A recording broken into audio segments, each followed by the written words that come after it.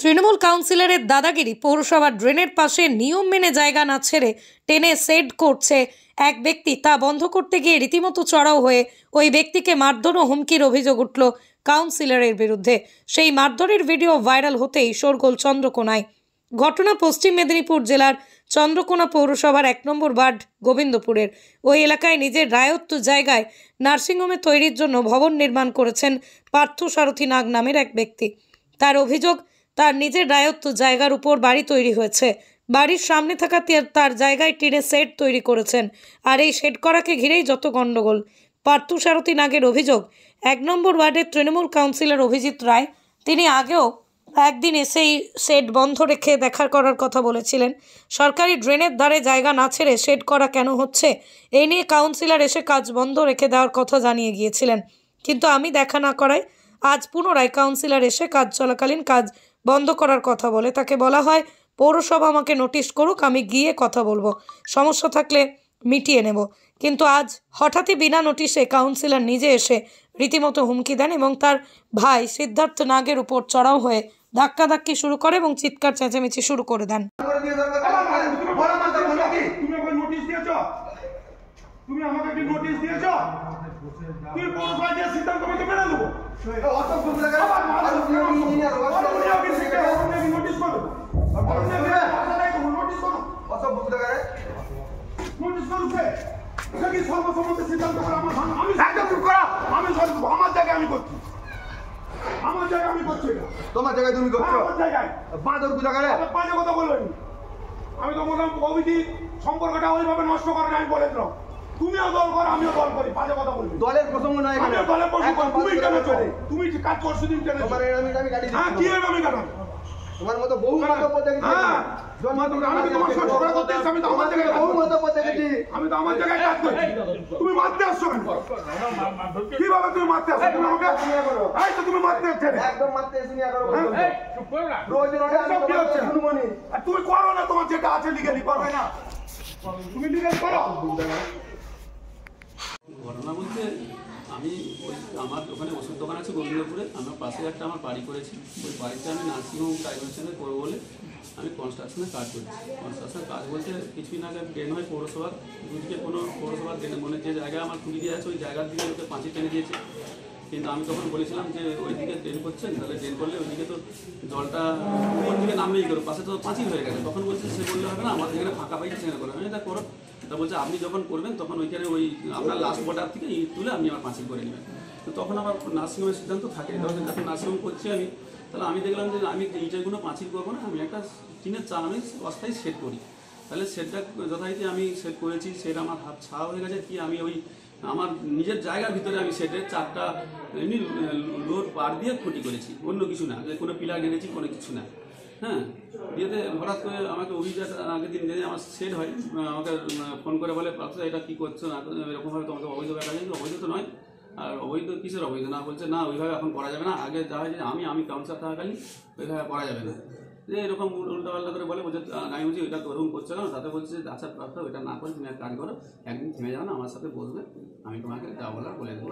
মানে আমি বুঝতে পারলাম ওদের এবার একটা তোলাবাজি তো সিস্টেম আছে, সেই সিস্টেমে যাচ্ছি। আমি কিছু না উপেক্ষা করে আমি তারপর টিম ছাইতে লেগেছি। আমার এসে যথারীতি একবারে মারতে যাবে, একবারে খান নামিয়ে কথা বলো, বিরাট হুমকি, আমার ঘরে ভেঙে দেবে, জেসিপি দিয়ে ঘুরিয়ে দেবে, এরকম বিরাটভাবে আমার হুমকি দেয়। আমি যে সেটা মিস্ত্রিকে আমার ট্রেনে নামিয়ে দেয়, তাদেরকেও হুমকি দেয়, তারা চলে যায় ওখান থেকে নেমে আমার রয়ে যায়। তারপরে আমি বিষয়টাকে নিয়ে আমি দেখলাম যে আমি কী আমার তো কোনো নোটিশও আসেনি, কিছু আসেনি।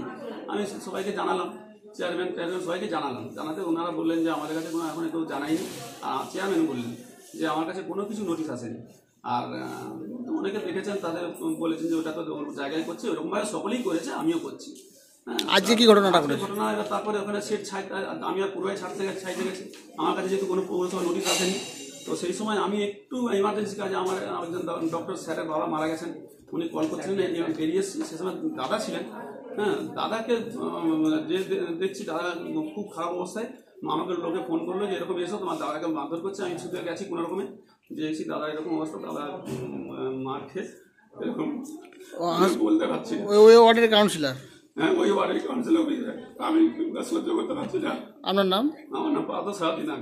আজকে আমাদের ওখানে একটা বাড়ি আছে চন্দ্রকোনা 1 নম্বর ওয়ার্ড গোবিন্দপুর।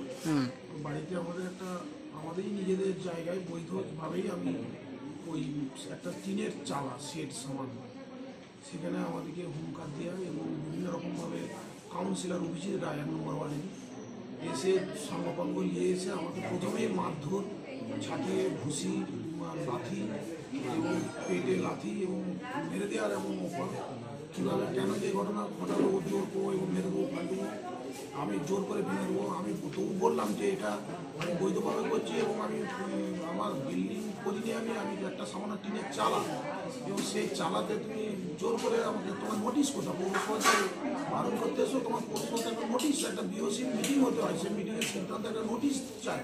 সেই নোটিশ আমাকে তো তুমি দাও, তুমি নোটিশ দাও, দিলে আমি তোমার ওখানে যাবো, সেখানে তোমরা যা সিদ্ধান্ত সর্বসম্মতি তোমার যাবো মেনে নেবো, কিন্তু আমি কোনো নোটিশও দেবো না, কিছু করবো না, মেরে ফাড়বো বলে সব ভেঙে গুড়ি দেবো বলে আমাকে তো বিরাট মারধর করবো। কাউন্সিলর নিজেই মারধর করেছে? কাউন্সিলর নিজেই কাউন্সিলর একদম মানে কি বলবো, মানে অকথ্য ভাষায় গালিগালাজ।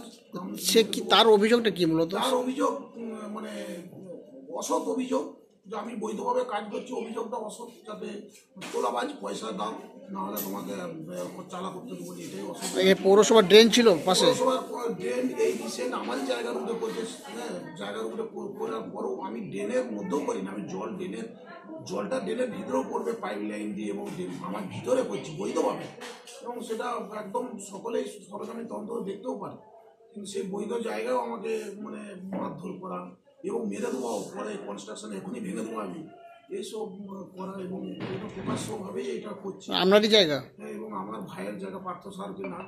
আপনার নাম? আমার নাম সিদ্ধার্থ নাগ। আমরা সেখানে ছিলাম এবং আমাকেই এসে মারধর করা এবং অকথ্য গালিগালি মার মনে সে মানে কি বলবো, আর সে মারটা শুধু মানে বলার নাই, সে ভাষায় বিবরণ করা যাবে না। সে মানে একটা কাউন্সিলর হয়ে যে এরকম মানে অত্যাচার অবৈধভাবে অন্যায়ভাবে। কোন দলের কাউন্সিলর? তৃণমূল দলের কাউন্সিলর। আমিও তৃণমূল কর্মী, দীর্ঘদিনের তৃণমূল কর্মী। আমি 1993 সাল থেকে আমি পার্টি করে আসি কংগ্রেস, তারপর 98 সালে আমার দিদি তৃণমূল কংগ্রেস করার পর আমি তৃণমূল কংগ্রেসে মানে এখানে আমরা গতবারে পঞ্চায়েত সদস্য ছিল, তৃণমূল কংগ্রেস আজও করছে। এখানে কি আপনারা ব্যবসা করেন বা বাড়ি করেছেন? ব্যবসা করে, আমার ওষুধ দোকান আছে এবং আমার একটা টিনের সেল হচ্ছে করছে। তো তার অভিযোগ যে আজকে হঠাৎ সেখানে আপনি গিয়ে কোনো নোটিশ ছাড়াই সেখানে গিয়ে তাকে মারধর করেন এবং তার উপরে চড়াও হন। কি ঘটনাটা ঘটেছিল, অ্যাকচুয়াল ঘটনাটা কি? মারধর এবং চড়া হওয়ার ঘটনাটি পুরোপুরিভাবেই মিথ্যা ঘটনা। এবং আমি প্রথম আজ থেকে 3 দিন আগে যখন অবৈধভাবে ওই ট্রাস্ট করে লোহার, আমি এলাকার মানুষের কাছে খবর পেয়ে আমি স্পটে যাই এবং তাকে শান্তিপূর্ণভাবেই আমি ভদ্রভাবেই বলি, দাদা এই তোমার নির্মাণটা ঠিক হয়নি, তুমি পৌরসভার ইঞ্জিনিয়ারের কথা শুনে তার ইনস্ট্রাকশন নিয়ে সেইভাবে সঠিকভাবে তুমি কাজ করবে। সে মোতাবেক পরের দিন আবার শুনি সে পৌরসভার ইঞ্জিনিয়ার তো দূরস্থ, কাউকে না জানিয়েই গায়ের জোরেই প্রায় যা টাস্ট করেছিল তার অর্ধেকাংশের বেশি অংশ সে টিন দিয়ে ছেয়ে নেয়। আমরা এলাকার কিছু শুভাকাঙ্ক্ষী মানুষ এবং আমার ওয়ার্ডের কিছু কর্মী সমর্থক সবাই মিলে হাজির হয়ে তাকে বাধা দিই এবং কাজ থেকে বিরত করি।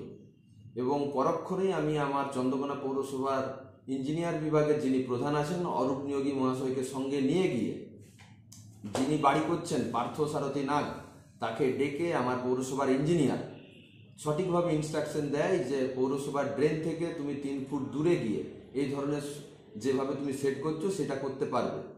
পার্থসারথী নাগ অরূপবাবুকে বলে যে স্যার আমাকে 7 দিন সময় দেন, আমি ডেকে আপনার উপস্থিতিতেই কাজ করব।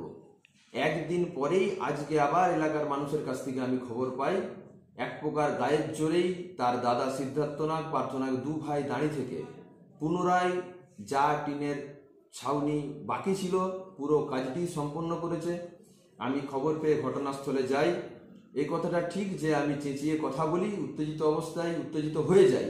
যেহেতু পৌরসভার ইঞ্জিনিয়ার এলাকার মানুষ, আমি নিজে একাধিকবার 2 থেকে 3 বার গিয়ে তাকে দাদা ভাই রিকোয়েস্ট করে বারবার অনুরোধ করেও বারণ করা সত্ত্বেও সে গা জোয়ারি করে রাজনৈতিক ক্ষমতা দেখিয়ে সেই কাজটা করার চেষ্টা করেছে এবং কাজটা করেছে, যার জন্যেই তার সাথে আমার চেঁচামেচি হয়, উত্তেজিত অবস্থায় কিছু কথা কাটাকাটিও হয়। কিন্তু মারধরের ঘটনা পুরোপুরিভাবে মিথ্যা।